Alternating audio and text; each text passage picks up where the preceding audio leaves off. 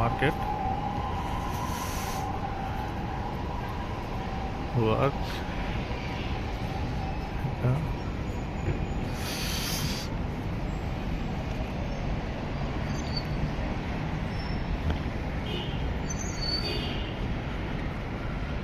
আমাদের ঢাকাতে যেমন অনেক ঘিঞ্জি, অনেক লোক, যেখানে লোক গাদা গাদা লোক, তারপরে ভ্যান, রিক্সা, অটো,